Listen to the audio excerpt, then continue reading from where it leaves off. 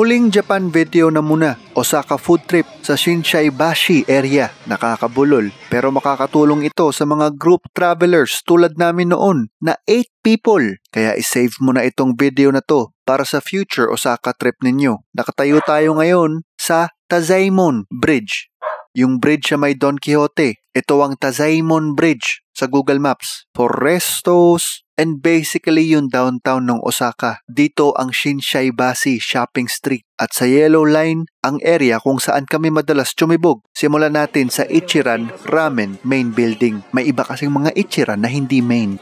Medyo naging mandatory na sa mga tourist ang mag-Ichiran, kaya asahan na mahaba ang pila. Dati naka1 oras kami pero this time 30 minutes lang ang waiting time. Pero once nakaupo ka na rin, sa cubicle ay mabilis na mag-serve ng ramen. 8 packs kami kaya hindi kami magkakatabi pero ayos lang. This is best kung ikaw ay hindi nagmamadali. Sa bandang kaliwa, mga 10 hakbang ay ang 10 yen coin cheese filled bread. Medyo mahaba din ang pila. Isa pang dessert para sa mga walang hinahabol na oras. Pili ka kung mozzarella o custard flavor ang filling. Siyempre, try mo na yung dalawa para hindi masayang ang pinila. Para siyang waffle, ang hugis. 10 yen coin. Ito si Auntie Brenda para sa taste test. Yummy daw. Pang Coco Martin. Yummy! Sa gawing kanan as in sa kanto mismo ng Tazaimon Bridge ay ang sikat na takoyaki Achichi Hanpo. Nabubulol na ako. Super pinipilahan ito. Bandang madaling araw pa iikli ang pila pero meron pa rin. Nakapag-take out kami para sa hotel kumain. Must try talaga siya. Hindi na namin alam kung ano yung binubudbud dito pero masarap. Ginawa namin to ng hiwalay na video.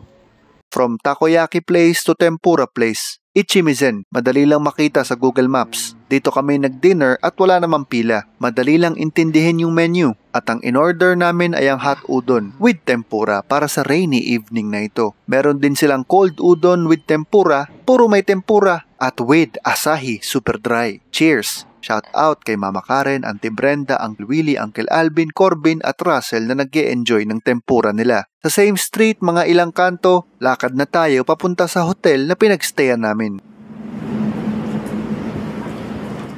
Ang Arashi Hotel, Shinsaibashi. Lahat ng nakikita ninyo so far ay nilakad lang namin mula sa hotel. Maganda ang hotel, family-friendly, affordable, at malapit sa mga turistahan na lugar tulad ng Dotonbori, Namba, tsaka Shopping Street. Marami pa masarap na kainan around tulad ng Family Mart at tsaka Lawson. Talaga namang pwede kang mabusog sa mga convenience stores sa Japan. Ito literal na kapitbahay, tatawid ka lang mula sa Arashi Hotel. Naroon ang napakadaling tandaan na pangalan, Susuruka Susurangka. Wala sa Google Maps pero literal na andun lang sa tapat ng hotel. Pagbukas mo ng pinto, ayan na siya. Welcome! Parang poblasyon Makati lang.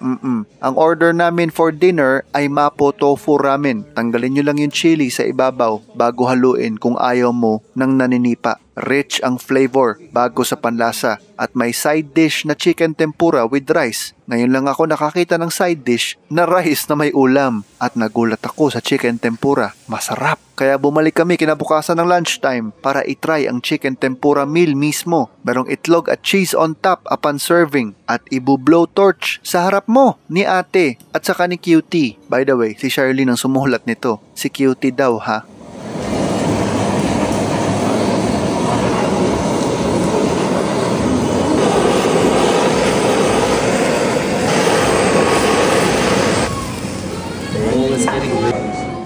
Super laki ng meal na ito. Na food coma si Charlene at Corbin, actually ako din. Siguro i-portion nyo. Kung ano lang ang kaya nyong ubusin, i-share mo na lang. Anyway, bye-bye. Mabait sila. Mas lalo na daw si Cutie, sabi ni Charlene. The best chicken teriyaki daw na natikman ni Charlene bago sa kanyang panlasa din. Thank you. Bye-bye.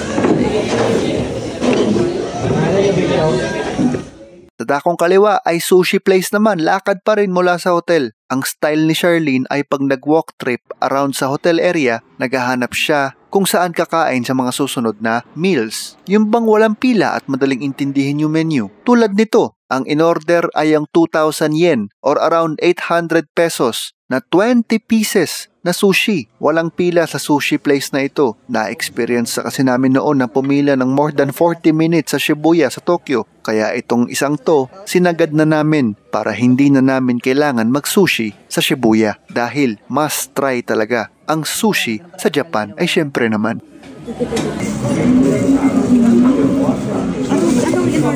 Last stop ay ang Jogo Yakiniku. Sa dami ng kainan around the area, inisa-isa talaga ni Charlene yung mga menu na madaling intindihin at isa ito sa mga nakita niya, highest grade Japanese beef. Our recommended assorted beef menu, 2 to 3 persons at may choices ng presyo. Pag may ganyan, pinipicturean niya ni Charlene tapos papakita niya ito. Ang order niya, turo-turo method lang. Ituro yung 5,500 kunwari. Saktong subok muna kami kasama si Russell. Nag-order kami ng rice. Medyo na culture shock yata si Kuya Jogo sa amin. Hindi yata normal na may umu-order ng rice dito sa kanyang yakiniku. Nagustuhan namin at bumalik kami lahat. Sakop na ang buong table. Namukaan kaagad ni Kuya Jogo si Charlene. Kaya sabi niya siguro, alam na this. Nagsaing ng bigas.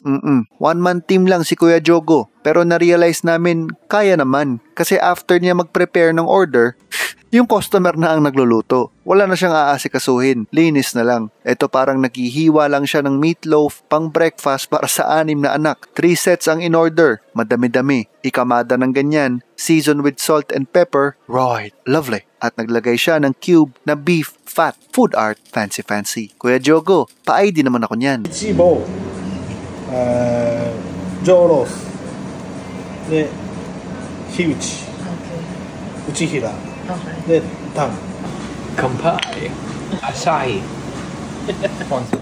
Tama, Uncle Alvin, kampay. Langisan ang grill gamit ang cube beef fat. Hindi po ito samgyupsal na iluluto sabay-sabay Ang technique na gusto ni Charlene ay lutuin 1 by 1. Meaning, luto, kain, lutuin per side ng 30 to 60 seconds. Depende sa doneness. I-dip sa dipping sauce or favorite namin samahan ng wasabi sabay subo. Yummy! Then luto again para mas ma-appreciate yung beef. Kainin ng solo, without rice. Yung beef na madaming white marbling. Huwag i-overcook para hindi masayang.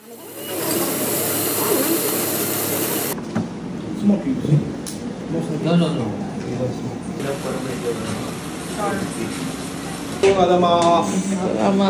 Salamat. Thank you. Salamat. Masaya ang pamilya, Gumpal de Vera Ascona in general sa Japan experience. Dito na nagtatapos ang Japan vlog. Sayonara, sabi ni Uncle Alvin. Sorry. Mag-hi na kayo.